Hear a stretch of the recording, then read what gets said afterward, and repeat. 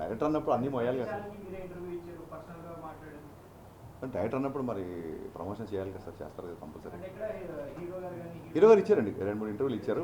నేను యాస్టీస్ అదే చెప్తాను మీరు అడిగినందుకు. ఆయన ఏంటంటే ఇమీడియట్ ఇంకో సినిమా షూటింగ్లో ఉన్నారు కాబట్టి చాలా ప్లేసెస్ కదా. చాలా సినిమాలకు వచ్చినాయండి, కొత్తగా ఉంది. మిక్స్డ్ రివ్యూస్ చాలా సినిమాలకు వచ్చినాయి, మిక్స్డ్ రేటింగ్స్ చాలా సినిమాలకు వచ్చినాయి. నేను ఆన్లైన్లో ఏదైతే మిక్స్డ్ టాక్ ఉందో అలాగే నాకు నచ్చినవి నేను ట్వీట్ చేసిన చూడండి, ఇది కూడా ఈక్వల్గానే ఉంది. అండ్ ఇదేం కొత్త కాదు మనకి, ఇదేం కొత్త కాదు. ఇప్పుడు షో బై షోకి టాక్ పెరుగుతుంది. సో నెక్స్ట్ కమింగ్ హాలిడేస్ కాబట్టి డెఫినెట్గా సినిమా మా ఎక్స్పెక్టేషన్ తగ్గట్టుగానే వెళ్తుంది. మా ఎక్స్పెక్టేషన్స్ దాటాలని కూడా కోరుకుంటాం.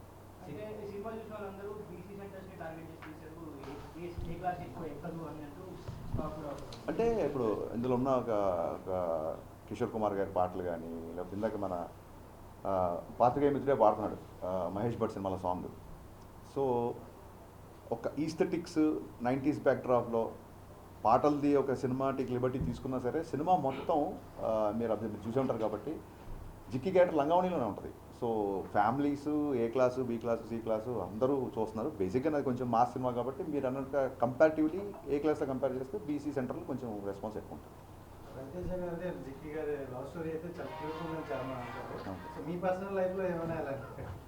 పర్సనల్ లైఫ్లో నాది కాదు కానీ నా చుట్టుపక్కల ఉన్న ఫ్రెండ్స్ది మేము స్కూల్ డేస్లో ఉన్నప్పుడు ఈ ల్యాండ్ లైన్లు ఒక అమ్మాయికి ఫోన్ చేయాలంటే ఇప్పుడంటే గబుక్కున్న వాట్సాప్లో మెసేజ్ రీచ్ అయిపోతుంది. బకెట్కి వెళ్ళి చేసేవాళ్ళు, ఎవరన్నా మగ గొంతు వెనుక టపకని ఫోన్ పెట్టేవాళ్ళు, ఇలాంటి చాలా ఎక్స్పీరియన్స్ ఉంది. సో అందుకే ఆ ఫోన్ డెడ్ అయ్యి సీన్ ఉంటుంది ఒకటి. వీళ్ళిద్దరు ఆయన ఫోన్ వంక ఇద్దరు రొమాన్స్ చేసుకుంటాగానే ఫాదర్ వచ్చి ఎవరితో మాడుతున్నాం అమ్మ అంటే అదే అక్కతో మాడుతున్నాను అంటే ఫోన్ డెడ్ అయ్యి అది రియల్ లైఫ్లో జరిగిన ఇన్సిడెంట్. మా ఫ్రెండ్ ఉన్న అమ్మాయి ఫోన్లో మాట్లాడేసుకున్నారు, ఫోన్ డెడ్ అంటే తెలియదు ఊరికే. అంటే వాళ్ళ ఇంట్లోకి వెళ్ళి ఆ అబ్బాయి కూర్చుంటే ఈ అమ్మాయి ఫోన్లో మాట్లాడితే అతనితో మాడుతుంది. రియల్ లైఫ్ ఇన్సిడెంట్ ఇది. So based on true incidents అనలేం కానీ అలా జరిగింది. అంటే క్యామియో అనేది మీరు అబ్జర్వ్ చేస్తే సినిమాలో ఎప్పుడైతే విలన్ ఇంట్లో హీరో ఇరుక్కుపోతాడో, ఎప్పుడైతే ఆ బిఫోర్ నైట్ జిక్కి అనే అమ్మాయితో హీరో పెళ్ళి అవ్వాల్సి వస్తుందని తెలిసినప్పుడు, ఇక్కడ కాదు ఎన్ని లంచాలకి ఎన్ని ఫైట్లు ఎంత మనుషులు పంపినా సరే హీరో లొంగట్లేదు అన్నప్పుడు, పెళ్లి జరిగే ఇంట్లో గొడవ చేస్తే అప్పుడన్నా ఇతను బయటకు వస్తాడేమో అన్న ఒక థాట్తో పెళ్ళింటికి వెళ్ళిపోతారు. కానీ జప్తు చేసిన డబ్బంతా వదిలేసి హీరో వెళ్ళలేని పరిస్థితి. సో అక్కడ ఇంకొక ఐటీ ఆఫీసర్ రావాలి, కథ డిమాండ్ చేసింది. అక్కడ ఇంకో క్యారెక్టర్ ఊరికే స్టార్తో క్యామియో చేయించాలని కాదు, కథ డిమాండ్ చేసింది. డిమాండ్ చేసినప్పుడు హీరో గారి దగ్గర ఒక చిన్న జూనియర్ ఐటీ ఆఫీసర్ లాంటి వ్యక్తి వస్తే బాగుంటుంది అనిపించింది. సో సినిమా బిఫోర్ ఎందుకు చెప్పలేదంటే సస్పెన్స్ వెళ్ళిపోతుందని చెప్పలేదు. ఇప్పుడు మీడియా ముఖంగా సిద్ధు జొన్నలగడ్డ గారికి మనస్ఫూర్తిగా థ్యాంక్స్ చెప్తున్నా. థియేటర్లో సిద్ధు ఎంటర్ అవగానే సినిమా నెక్స్ట్ లెవెల్కి వెళ్ళింది అంటున్నారు. అండ్ ఆ ఇంగ్లీష్ డైలాగ్, లెంత్ డైలాగ్ ఉంది కదా, లాంగ్ డైలాగ్, ఆ డైలాగ్ సిద్ధు చెప్పాడు, అది స్క్రిప్ట్లో లేదు. ఆ డైలాగ్ అప్పటికప్పుడు సిద్ధు చెప్పాడు. సో అమేజింగ్ ఏంటంటే సినిమాలో తన కంట్రిబ్యూషన్కి విపరీతమైన రెస్పాన్స్ వస్తుంది. ఆ డోర్ పగిలి సిద్ధు ఎంటర్ అవగానే థియేటర్లో ఒక ఎరప్ట్ వచ్చిందని చెప్తున్నారు డిస్ట్రిబ్యూటర్లు అందరూ. So Siddhu, thank you my star boy, thank you so much for your wonderful and impactful cameo.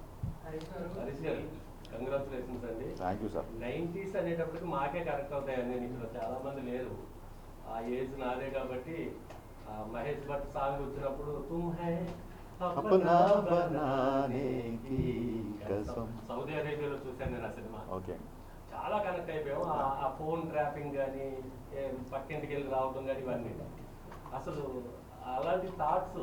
ఆ పాటలు మహేష్ భట్ పాట అమితాబ్ బచ్చన్ గారికి ఎలా పెట్టాలనుకున్నారు అంటే కావాలని చేశారా? నెక్స్ట్ మోరవర్ ఇవిడికి జిక్కి అని సింగర్ నియమించి పెట్టారు. నాకు చాలామంది ఫ్యామిలీస్ ఫోన్ చేశారండి, జిక్కి అనే పేరు పెట్టడం అనేది అసలు చాలా బాగుంది అబ్బాయి అని చెప్పి చాలామంది ఫోన్ చేశారు. మహాగాయని ఆవిడ. ఇంకా నాకు చిన్నప్పటి నుంచి మ్యూజిక్తో పెరిగినోండి నేను.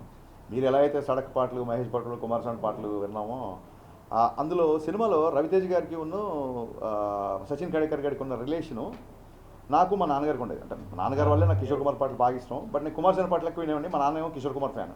సో మా ఇద్దరికి ఎప్పుడు ఇంట్లో ఒక చిన్న ఆర్గ్యుమెంట్లు, సరదా డిబేట్లు ఉండేవి. సో దాన్నే సినిమాలో పెట్టాను. మీకు నచ్చడం, దాన్ని విపరీతమైన రెస్పాన్స్ రావడం నాకు చాలా. అంటే మిస్టర్ బచ్చన్ ఇప్పుడు మీరు అన్నట్టు రివ్యూస్ తేడాగా వస్తున్నాయి అంటారు కదా, సినిమాలో చూస్తే చాలా బాగుందండి. అంటే అంటే పాటలు ఉన్నాయి, డాన్సులు ఉన్నాయి, ఫైట్స్ ఉన్నాయి, థ్యాంక్ యూ సార్. ఎంటర్టైన్మెంట్ ఉంది. సినిమా విపరీతంగా నచ్చింది నాకైతే ఎవరిలో నాకు. థ్యాంక్ యూ అండి, థ్యాంక్ యూ సో మచ్. అలా ప్రేక్షకుడిని ఏమీ ఊహించుకోకుండా వెళ్తే సినిమా చాలా బాగుంటుంది. అది మీరు ఏమైనా ఆడియన్స్కి చెప్పగలరా? లేదండి, నేను బిగినింగ్ నుంచి నేను రివ్యూల గురించి ఎప్పుడు నేను ఎప్పుడు రివ్యూల గురించి మీరు ఇవ్వద్దు అన్నమాట. నాకు నచ్చినట్టు నేను సినిమా తీసినప్పుడు మీకు నచ్చినట్టు మీరు రాసే అధికారం మీకు ఉంటుందని 100% ఎప్పటి నుంచో చెప్పాను.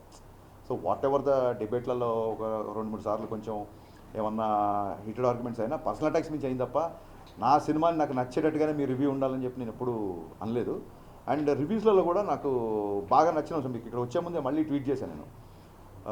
గ్రేట్ ఆంధ్ర రివ్యూలో వాగ్దానంలోని లిరిక్స్ని కోట్ చేస్తూ, ఆయన పేరు తెలియదు నాకు, ఆయన ఆ రివ్యూలో ఆ లిరిక్స్ రాశాడు. నాకు చాలా ఆనందం వేసింది.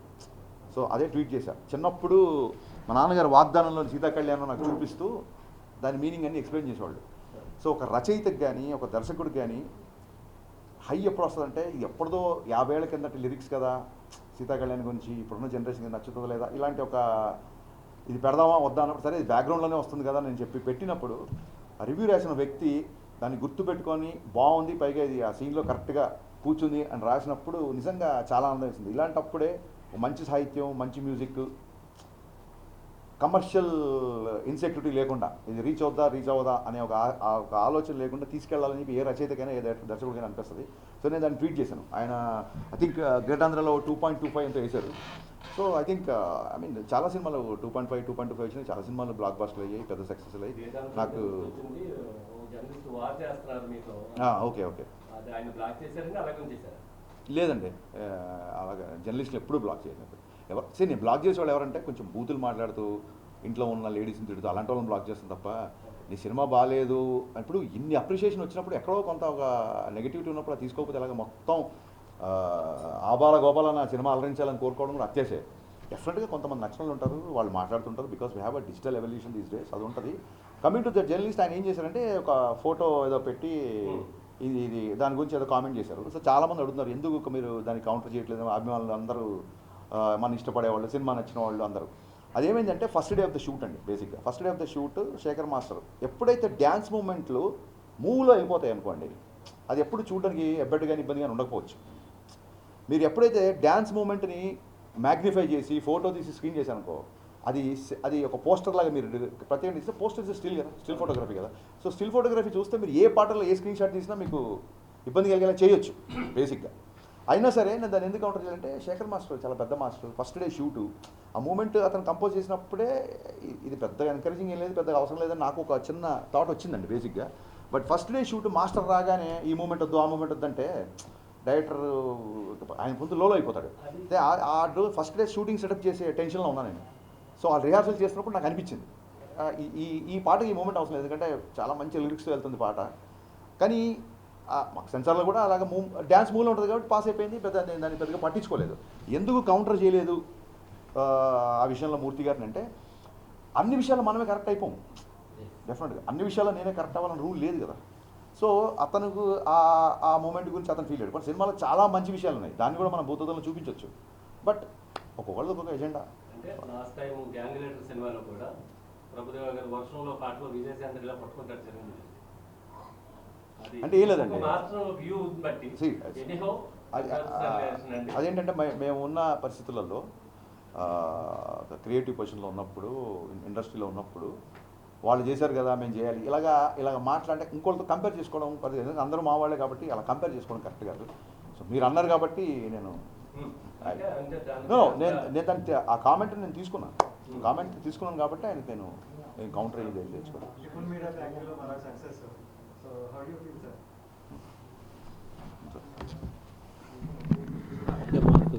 Dhamaka, we got a very big mass entertainment, so we are hoping this will be bigger than Dhamaka. So very happy. Numbers and expectations. So it's too early to expect numbers. Definitely big numbers expect చేస్తున్నాం.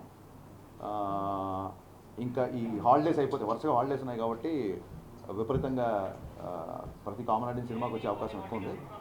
So దాని తర్వాత మా distributor గారు చెప్తే అక్కడి నుంచి start చేస్తాం మళ్ళీ. యా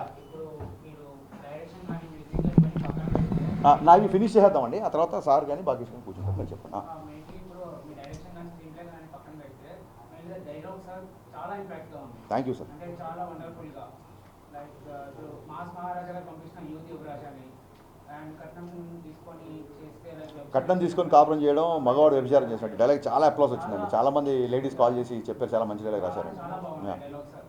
అండ్ దానికి మీరు ఏమైనా బుక్ ఏమైనా ప్రిపేర్ చేస్తున్నారు? ఎలా ఇలా థాట్స్ వస్తున్నాయి and ఏ విధంగా లేదండి.